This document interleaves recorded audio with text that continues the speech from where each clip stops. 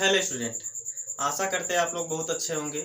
Mintu chemistry classes में आप लोगों का बहुत बहुत स्वागत है। तो पिछले क्लास में हम लोगों ने नॉर्मलता के ऊपर बहुत ही बेहतरीन न्यूमेरिकल देखा था। तो इस क्लास में हम लोग पढ़ने वाले हैं मोल प्रभाज। क्या पढ़ेंगे हम लोग? मोल प्रभाज पढ़ेंगे, जिसको मोल अंश भी, चूंकि एनसीईआरटी का जो बुक है उसमें मोल अंश दिया गया है, इसको इंग्लिश में क्या बोला जाता है? मोल फ्रैक्शन बोला जाता है। ठीक है ना। तो हम लोग आज क्या पढ़ने वाले हैं? मोल प्रभाज यानी कि मोल फ्रैक्शन यहाँ पे पढ़ने वाले हैं, इसको मोल अंश भी बोला जाता है। ठीक ना। तो कॉपी और पेन उठा लीजिए, नोट साथ साथ बनाते रहिए। और ये जो टॉपिक है मोल प्रभाज, ये बहुत ही ज्यादा इंपॉर्टेंट है, इस पर आप टिक लगा लीजिएगा 100%। और इसमें से न्यूमेरिकल जो है कि बहुत ज्यादा कई बार इस फार्मूले पर न्यूमेरिकल पूछा गया है। ठीक ना। तो ये बहुत ही ज्यादा इंपॉर्टेंट है मोल प्रभाज। तो इस पर आप लोग जो है कि न्यूमेरिकल लगाएंगे। हालांकि पहले इस क्लास में हम लोग इसकी थ्योरी को डिस्कशन करेंगे, इसके अगले वाले क्लास में हम लोग क्या करेंगे? इस पर न्यूमेरिकल लगाने का प्रयास करेंगे, जो कि कई बार एग्जाम में पूछा गया है। ठीक है ना। तो बहुत ही बेहतरीन, बहुत ही इंपॉर्टेंट क्लास ये होने वाली है आपके बोर्ड एग्जाम के लिए और किसी भी कॉम्पिटेटिव एग्जाम के लिए भी। ठीक है ना। तो चलिए कॉपी और पेन उठा लीजिए, साथ साथ नोट्स बनाते रहिए। तो चलिए हम लोग शुरू करते हैं। तो हेडिंग लगाएंगे आप लोग क्या? मोल प्रभाज। क्या हेडिंग लगाएंगे? मोल प्रभाज। इसी को ही क्या बोला जाता है? मोल अंश भी बोला जाता है। मोल प्रभाज बोलिए या मोल अंश इसको बोलते हैं। ठीक। और इसको इंग्लिश में क्या बोला जाता है? Mole fraction. क्या बोला जाता है? मोल फ्रैक्शन बोला जाता है। ठीक है ना। तो पहले तो ये होता क्या है, इसको पहले हम इसकी डिफिनीशन आपको बता दें। तो देखिए, इसकी डिफिनीशन होता है किसी विलयन में उपस्थित विलेय या विलायक, दोनों में से कोई भी ले सकते हैं। किसी विलयन में उपस्थित विलेय या विलायक के मोलों की संख्या तथा उस विलयन में उपस्थित कुल मोलों की संख्या के अनुपात को उस विलयन का मोल प्रभाज कहते हैं। फिर से सुनिए, हमने क्या बोला? किसी विलयन में उपस्थित विलेय के मोलों की संख्या तथा उस विलयन में कुल मोलों की संख्या के अनुपात को ही उस विलयन का मोल प्रभाज कहते हैं। और इसको जाई से प्रदर्शित किया जाता है। जाई जो होता है वो एक्स की तरह से होता है, उसको अगर आप एक्स भी बोल देंगे तब भी चल जाएगा, लेकिन अगर आप बोर्ड एग्जाम में अगर आप लिखेंगे तो उसको आप क्या बोलेंगे? जाई बोलेंगे। ठीक है ना। तो यहाँ पे आपको जानना जरूरी है कि मोलों की संख्या कैसे निकाला जाता है। तो मोलों की संख्या कैसे निकाला जाता है हम पिछले क्लास में आपको बता चुके हैं। ठीक ना। आप जो है कि प्लेलिस्ट में जाएंगे तो वहां पे आपका बना हुआ है प्लेलिस्ट, उसमें आपको मोलों की संख्या निकालना बताया गया है। ठीक है ना। तो चलिए यहाँ पे हम लोग शुरू कर देते हैं। पहले हम लोग इसकी डिफिनीशन लिख लेते हैं। ठीक ना। क्या होता है इसकी डिफिनीशन? किसी विलयन में उपस्थित, किसी विलयन में उपस्थित, किसी विलयन में उपस्थित विलेय या विलायक, विलेय या विलायक के मोलों की संख्या, के मोलों की संख्या तथा उस विलयन में उपस्थित, तथा उस विलयन में उपस्थित कुल मोलों की संख्या, कुल मोलों की संख्या, कुल मोलों की संख्या के अनुपात को, के अनुपात को उस विलयन का, उस विलयन का मोल प्रभाज कहते हैं। मोल प्रभाज या मोल अंश कहते हैं, या मोल अंश कहते हैं। इसे जाई, ठीक ना, ऐसे रहता है। ठीक है ना। इसको आप ऐसे थोड़ा सा टेढ़ा कर देंगे। ठीक है ना।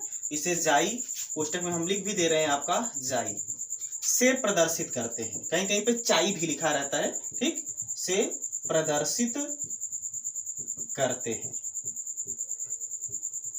ये होता है मोल प्रभाज या मोल अंश की परिभाषा। क्या होता है? किसी विलयन में उपस्थित विलेय या विलायक के मोलों की संख्या, यहाँ पे लिखना चाहिए था विलायक के मोलों की संख्या तथा उस विलयन में उपस्थित कुल मोलों की संख्या के अनुपात को उस विलयन का मोल प्रभाज या मोल अंश कहते हैं, और इसे हम लोग जाई से प्रदर्शित करते हैं। कुल मोलों की संख्या का मतलब क्या है? विलेय और विलायक दोनों की मोलों की संख्या अगर आप क्या कर देंगे? जोड़ देंगे, तो वही क्या आ जाएगा? आपका कुल मोलों की संख्या आ जाएगा। क्योंकि अगर विलयन अगर आपको बोला जाए तो विलयन का मतलब क्या होता है, उसमें आपका विलय भी होता है और क्या होता है आपका विलायक भी होता है, ठीक ना। ठीक उसी तरीके से यहाँ पे कुल मोलों की संख्या बोला जा रहा है, मतलब यहाँ पे विलय के मोलों की संख्या है और विलायक के मोलों की संख्या है, दोनों को अगर आप क्या कर देंगे जोड़ देंगे तो वही क्या मिल जाएगा, कुल मोलों की संख्या मिल जाएगा, ठीक ना। तो इसके लिए अगर हम विलय के लिए फार्मूला लिखना चाहे तो क्या हो जाएगा, विलय के लिए जो फार्मूला मिलेगा वो क्या मिलेगा, इसको अगर हम विलय के लिए अगर हम क्या मान ले, इसको जाई ए मान ले, क्या मान ले, जाई ए। तो इसके लिए आपको जाई ए बराबर मिलेगा small n upon small n plus capital N. अब देखिए अगर आपको विलय के लिए मोलों की संख्या यानी कि मोल प्रभाज निकालना होगा तो आप क्या करेंगे, विलय के मोलों की संख्या को ऊपर रख देंगे, यहाँ पे ऊपर रख देंगे विलय के मोलों की संख्या। उसी तरीके से अगर आपको विलायक का निकालना होगा तो विलायक के लिए जो आपको मिलेगा, विलायक के लिए इसको क्या मानेंगे हम लोग, जाई बी मान लेंगे, ठीक ना। तो क्या हो जाएगा, जाई बी बराबर, अब ऊपर देखिए कैपिटल एन हो जाएगा upon small n plus capital N. नीचे क्या होता है, चूंकि देखिए आपकी डिफिनीशन क्या कहता है, विलय या विलायक के मोलों की संख्या बटे कुल मोलों की संख्या के अनुपात को ही क्या बोलते हैं, उस विलयन का मोल प्रभाज बोलते हैं, ठीक ना। तो क्या हो जाएगा, small n upon small n plus capital N हो जाएगा, ये विलय के लिए हो जाएगा, इसको हम लोग क्या मानेंगे, जाई ए मानेंगे या फिर एक्स ए मानेंगे, ठीक है। उसी तरीके से विलायक, सॉरी यहाँ पे क्या विलायक है आपका, विलायक के लिए आपको लिखना होगा तो इसको हमने क्या माना, यहाँ पे जाई बी माना है। इसके लिए जो यहाँ पे आपको फार्मूला मिलेगा, जाई बी इक्वल टू क्या मिलेगा, capital N upon small n plus capital N. अब स्मॉल एन क्या है, विलय के मोलों की संख्या है, स्मॉल एन क्या है, विलय के मोलों की संख्या है, और जो कैपिटल एन है वो क्या है, विलायक के मोलों की संख्या है। कैसे निकलेगा इसका मान, इसको यहाँ पे पहले आप लोग देख लीजिए, ठीक है ना। एक मिनट हम देख ले, आ रहा है नहीं पूरा। देखिए स्मॉल एन जो आपका क्या है, स्मॉल एन जो है कि आपका क्या है, स्मॉल एन बराबर आपका क्या है, विलय के मोलों की संख्या, विलय के मोलों की संख्या है, और जो आपका कैपिटल एन है वो क्या है, विलायक के मोलों की संख्या है, विलायक के मोलों की संख्या है, विलायक के मोलों की संख्या है, ठीक है। तो जो आपका स्मॉल एन है वो क्या है, विलय के मोलों की संख्या है, और जो आपका कैपिटल एन है वो क्या आपका विलायक के मोलों की संख्या है। अब निकलेगा कैसे इसका मान, इसके लिए भी हम यहाँ पे आपको फार्मूला बता दे रहे हैं। तो स्मॉल एन बराबर आप लोग क्या लिखेंगे, विलय के मोलों की संख्या। देखिए मोलों की संख्या कैसे निकाला जाता है, पदार्थ का द्रव्यमान बटे आणविक द्रव्यमान, यही ना, या फिर पदार्थ का भार बटे अणुभार, यही होता है मोलों की संख्या निकालने के लिए। तो यहाँ पे विलय के लिए है तो क्या हो जाएगा, विलय पदार्थ का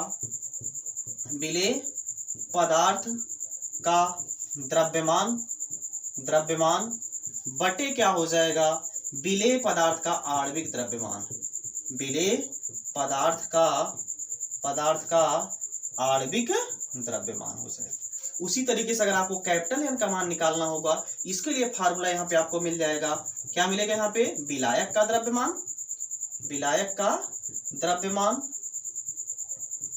बटे यहाँ पे क्या हो जाएगा, विलायक का आणविक द्रव्यमान, ठीक है ना, विलायक का आणविक द्रव्यमान हो जाएगा, ठीक है। ये हो जाएगा आपका फार्मूला। अगर आपको स्मॉल एन का मान निकालना होगा तो आप ये फार्मूला यूज करेंगे, क्या हो जाएगा, विलय पदार्थ का द्रव्यमान अपन क्या हो जाएगा, विलय पदार्थ का आणविक द्रव्यमान। और अगर आपको कैपिटल एन का मान निकालना होगा तो क्या निकालेंगे आप लोग, विलायक का द्रव्यमान बटे विलायक का आणविक द्रव्यमान, ठीक है ना। ये हो गया आपका मोल फ्रैक्शन यानी कि मोल प्रभाज यानी कि मोल अंश, ठीक ना। इस पर न्यूमेरिकल जो कि कई बार एग्जाम में पूछा गया है, ठीक ना। तो इसको आप लोग बढ़िया से नोट कर लीजिए, एक बार फिर से हम रिपीट कर दे रहे हैं। इसकी डिफिनेशन क्या होती है, किसी विलयन में उपस्थित विलय या विलायक के मोलों की संख्या तथा उस विलयन में उपस्थित कुल मोलों की संख्या के अनुपात को ही क्या बोलते हैं, उस विलयन का मोल प्रभाज बोलते हैं। और इसको हम लोग जाई से प्रदर्शित करते हैं। इसके लिए अगर आपको विलय के लिए फार्मूला निकालना होगा तो क्या मिलेगा, इसको हम लोग जाई ए मानेंगे। तो जाई ए बराबर क्या हो जाएगा, small n upon small n plus capital N. इसी तरीके से अगर विलायक के लिए आप लिखेंगे तो इसको हमने जाई बी मान लिया है। तो इसके लिए क्या फार्मूला मिलेगा, जाई बी बराबर capital N upon small n plus capital N.